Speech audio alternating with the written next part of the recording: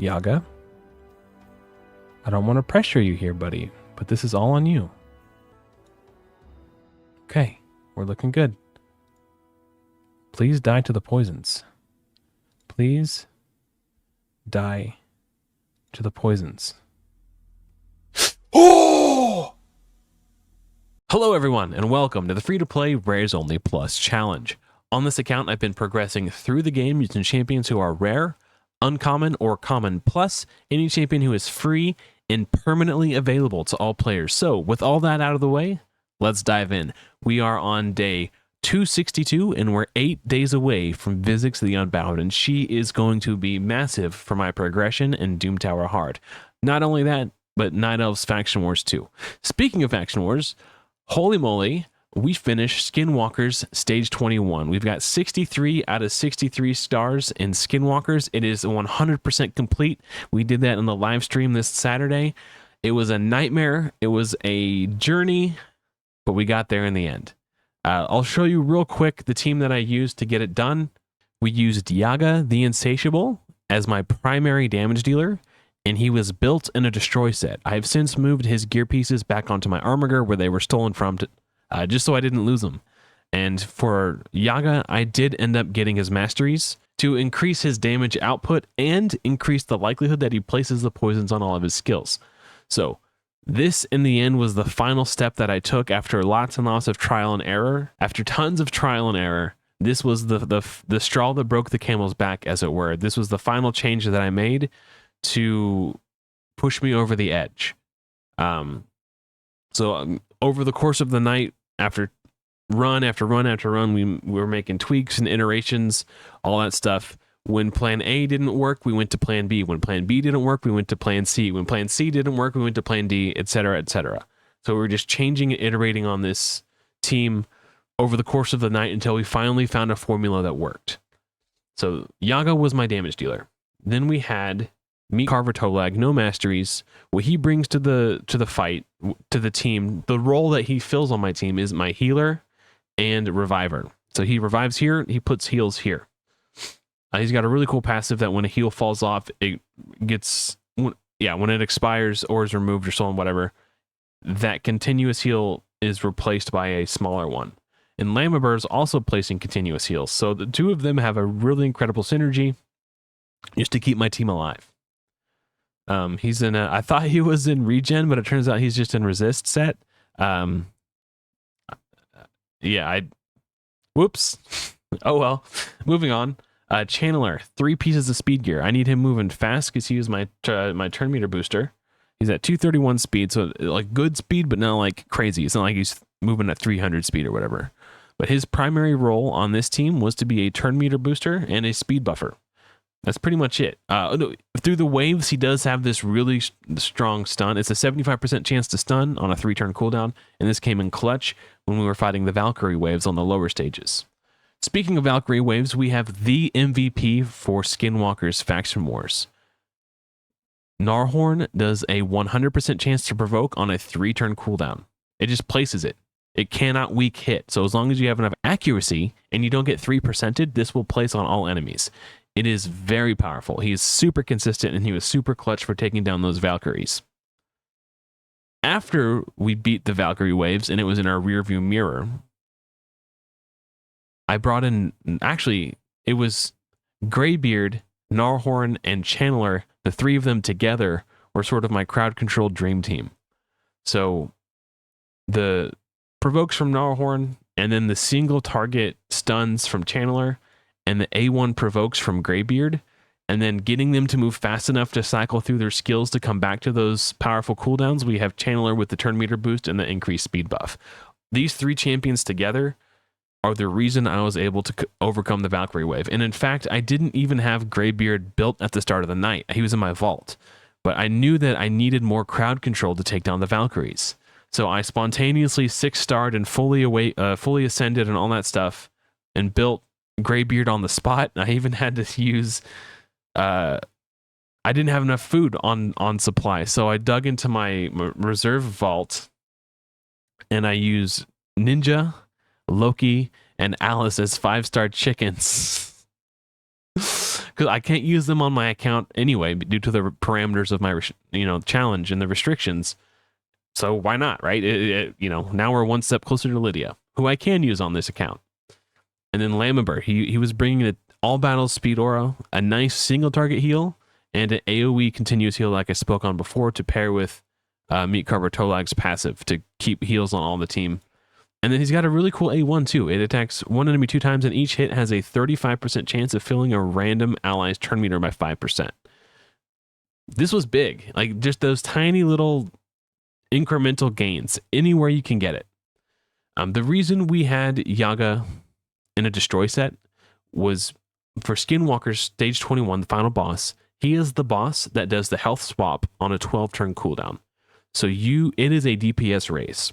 If you don't have enough damage to kill the boss in 12 turns, you just can't beat it. So what I did was I put Yaga in a destroy set to destroy the max HP of the boss. So every time he did the health swap, even though he was going to 100% HP, it was a smaller health pool every time. So even though it was 100%, it was like relatively 75% from where he started from.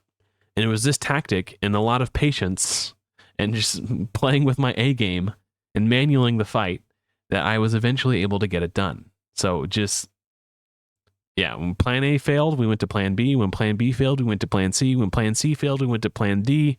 When plan D failed, we went to, like, etc., so on and so forth until we found the winning formula. Patience, persistence, and dedication. That's all it took. Maybe a little bit of blood, sweat, and tears along the way. But anyway, that's the team that I used. So if you're struggling to beat Skinwalker's 21, I'm not saying copy this team exactly, but look at these champions, identify their roles, and find champions that you own on your account who fill similar roles. Damage Dealer, Reviver, Turn Meter Boost, and Crowd Control. Crowd Control. Crowd Control. Healing and Speed Aura to keep my team moving fast. And also you can see that Lammerber and Greybeard are each in a Guardian set. This was to give additional support to keep Yaga alive. He was in an attack percentage chest to I was trying to get as much damage out of him as I could. Unfortunately, I ran out of silver before I could level his chest piece to 16. Yeah, just for the final stage 21, I did not use Gnarhorn, but he was instrumental in beating the Valkyrie waves. I could not have beat Valkyries without Gnarhorn. So I include him in all this just because he's really good. He's like stage 1 through 20, he's S tier, but for stage 21, in my opinion, he just doesn't bring enough damage to contribute to that fight because it is a damage race. So that was the final team. Those were the jobs that were being filled, and these were the champions I used to fill those roles on my account. So hopefully this can be helpful to you guys and maybe inspire a little bit of confidence that you can do it too. So what's next for the free-to-play Rares Only Plus? I'm still working on this live arena team. It's meant to be a go second team. I plan to build Doomscreech in a shield set, a very fast shield set. 242 plus 18, so 260 speed shield set. So even though this is meant to be a go second team, I do want him to take a turn eventually because I don't want to just be sitting there like a sitting duck and getting smoked by the enemy team who has this like an arbiter and a whoever, turn meter boosting and all that stuff. I do need to get a turn eventually. So 260 speed in a shield set. Hopefully this bolster set Forge Pass goes really well and we get a nice bolster set because the bolster set and the shield sets combine and neither of them can be stripped if at least one champion on your team has a bolster set. I don't know who I'm going to put it on, but I also plan to have Ashwalker on that team to bring AoE Weaken on his A3. And because he's placing the Weaken, Marquez on her AoE A3, no, AoE A2. If the enemy's under Weaken, this hits twice. And if it hits twice, it'll be a total of like a 4.6 times, no, 7 times 4, 7 times 6. I forget. It's a huge damage multiplier. We just looked at that last week. I've already forgotten. It's the hardest hitting AoE defense-based damage multiplier skill in the game if the target's under Weaken. So that's why we have Ashwalker. My primary focus this CVC is going to be grinding masteries for Marquez and farming more food to level up Doomscreech and Ashwalker. I don't know who exactly is going to fill the other 2 spots on this team. That's still yet to be determined. I'd love to put Harvest Jack in there, but he does not fall within the parameters of my challenge, so he's just going to be used as a 5-star chicken as well. But yeah, anyway, moving on from that, what's next for my account is more faction wars. I want to get Lydia. I just don't know which faction I want to focus next. We finished Barbarians. High Elves, as soon as this opens, we're just going to steamroll it with Yannicka. That's just a no-brainer. With between Yannicka and Arbiter, it won't matter really who else I put on this team. We're just going to smoke it. So what I need to do is refer to this spreadsheet that I made. It outlines the secret room restrictions of all the secret rooms on all the Doom Tower rotations on both normal and hard, and cross-reference this to figure out which secret rooms do I have champions that could fit into, and of those champions, which faction is represented the most. This way, not only can I focus faction wars, but I'm also knocking out secret rooms as well, which is going to allow me to unlock those Doom Tower normal and Doom Tower hard secret room champions that I will really be beneficial for my account. So I've got some homework to do, checking this spreadsheet and figuring out which faction I want to. That was the deciding factor for me to lead me into Skinwalkers, because there's a ton of really good Skinwalkers that fall into secret room restrictions. It just so happened to be that was the case. So that's why I chose Skinwalkers to be the first faction that I focus. So we're going to have to cross-reference that to figure out who we want to focus next. In 8 hours and 55 minutes, these 4-star chickens will be level 40, and I could rank them up into 5-star chickens. So the question is, do we level Ashwalker first or Doomscreech first? I'm leaning towards Doomscreech, but maybe we do Ashwalker. I don't know. I haven't decided yet. But then we're going to spend most of CVC doing masteries for Marquess. I really want to test out her damage. So because her damage is dependent on increased defense, I think we do Doomscreech next. And then hopefully by next week, I'll be able to showcase her damage for you guys on the next update. I don't know if I'm going to do masteries for Doomscreech or not. I could go like increase max HP and then increase the value of shield buffs to give him a bigger shield, and then again this one won't matter. So at the very least, I want to give him a bigger shield, and then I think increase his champion's turn meter by 20% whenever an ally hero drops below 25% HP, which is a tier 6 mastery. So I probably do Doomscreech's masteries too. And we also have like, there's another one in here somewhere. Has a 50% chance of increasing the turn meter by 15% when an ally is attacked with a critical hit. So I think we're going to do Doomscreech next because he needs these masteries to be a go second turn meter boosting champion. So Marquess, Doomscreech, and then even though I'm planning to use Ashwalker in this team, I do have another AoE weakened champion already at level 60. So she's partially booked anyway, but her A2 has a 75% chance of placing weaken. So I could use her in the meantime until I get Ashwalker built. Ashwalker is sort of a min-maxi because he's got the 100% chance to place the weaken. So, and he's void affinity, so we don't have to worry about weak hits. So I could use Candleguard for now. We'll build Ashwalker eventually. Also, Ashwalker has the speed aura, so that's just a nice little bonus too.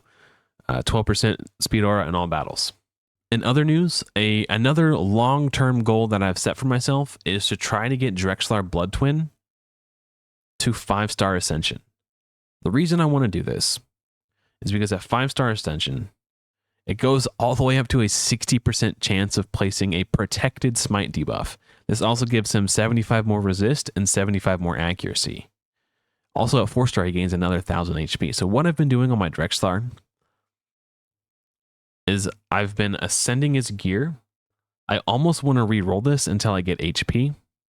And again, I'm tempted to re-roll this until I get HP. Again, on the boots, we do actually have HP. And then I want to just get HP on all of these to increase his max HP as much as possible. Because in the regen set, he heals by 15% of his max HP every turn. So the higher his HP is, the more he heals for every turn. I've managed to get his HP to 75,000. When I first built him, his HP was at like 68,000. So I've gained a ton of HP just by min-maxing. Like, we got more HP here. The accuracy is actually good. His accuracy is low at 219. So I'll probably keep that one on accuracy, which is another reason why the plus 75 is going to be so good. The reason I want to do this is to increase my likelihood of being able to take down Doom Tower hard bosses. I feel like that's really the only viable strategy I have for a lot of the harder ones. And I know it might seem kind of cheesy to rely so heavily on one champion, but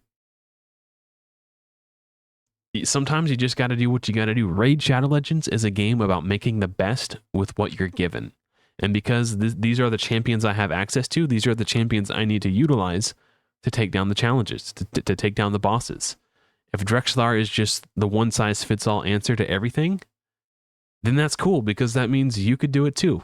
He's there. He's free. He's permanently available. You just got to go out and get him. So, whenever I'm not doing tournaments and events and stuff, I am using I have not used my keys today because we're doing champ training. I want to get Marquez Marquez is already 6-star. I want to get Doom Screech and Ashwalker 6-starred. And with this champion training event, we have Soul Essence and these big Eternal Soul Coins. And it's the Soul Coins that I'm really after. So this is the Soul Merchant prices for the souls, the split souls in the shop. So my Drexlar is already at 3-star ascended. So I'm going to need 300 of the tier 1 essence, and then I'm going to need 100 of the tier 2 essence. So I currently have, I have 68. So we're almost halfway there. I just need to keep buying. I need to obtain these by any means possible, because we're still a long ways off. I mean, like, not a terribly long ways off, but I need 100. Or wait, was it 100 or 300? I have a really bad short-term memory. So 300. Wow. Okay. So this is going to take me a long time to achieve. So right now, just again, this is the long-term goal. I'm going to be building towards 300 of this tier 1 essence, simultaneously trying to build towards 100 of the big essence. And of the big essence, I have 17. So you can see, basically my strategy is any and all. The only thing you can buy with the small coins are the Mortal Soul Stones. So I'm going to buy the Mortal Soul Stones and crack them to collect these gold soul coins. And with those gold soul coins, I'm going to purchase Immortal Soul Essence until I have 300. Once I have 300, from there, rather than buying the Immortal Soul Essence, I'm going to use these coins to buy Immortal Soul Stones instead. Because once you buy the Immortal Soul Stones, you work towards these bigger soul coins. And with the big soul coins, you buy this Eternal Soul Essence. So I actually got 5 more right here. So all of my soul coins, these mid-tier soul coins for now, are going to go into purchasing Immortal Soul Essence. And then once I have 100, I'm going to shift my focus and pivot to start getting Immortal Soul Stones. And with the Immortal Soul Stones, eventually those will turn into these big soul coins. And with the big soul coins, I can buy the big soul essence. And I need to get 100. So we're like almost a quarter of the way there on the big soul essence. It's just that this is going to be the big grind. Well, they're both big grinds, but so that's my long-term goal, is get Drexlar Blood Twin to 5-star awakening. And I just want to let you guys know that's where I'm at right now. Anytime I see this Chaos Dust available in a tournament or event, I'm going to be going for it, because I want to increase his max HP as much as I can. I might, like, this ring is cool. Like, it's HP percentage, or flat HP with HP percentage, but 2 of these rolls were wasted on attack percentage. I need to increase his max HP as much as possible. Like, his defense is fine. Like, he's almost defense capped at 3,900. Like, between HP and defense, at this point where his defense is at, I will actually gain more survivability by increasing his max HP. Defense in Raid Shadow Legends has diminishing returns, meaning that each point of defense you build into your champions gives you less mitigation, damage mitigation, than the previous point. So eventually you get to a point where defense no longer does anything. So the best way to survive, increase your survivability after like 3,200 HP. So right now, because we're at 3,900 defense, we're doing like HP to the moon. If I can get him to like, I don't know, like 90,000 HP or something, I don't know. And also speaking of that, Great Hall, I'm going to start just flooding force HP until it's to 10. And then I'll probably give him more accuracy and resistance. And then I don't know what we'll do after that, but right now, like my primary focus is get Drexler's HP as high as possible. So yeah, that's it. I think that's everything that I've got going on this week and what I plan on doing in the future. So thank you so much for watching, guys. Hopefully I will see you all in another video soon. But until next time, everyone, happy raiding.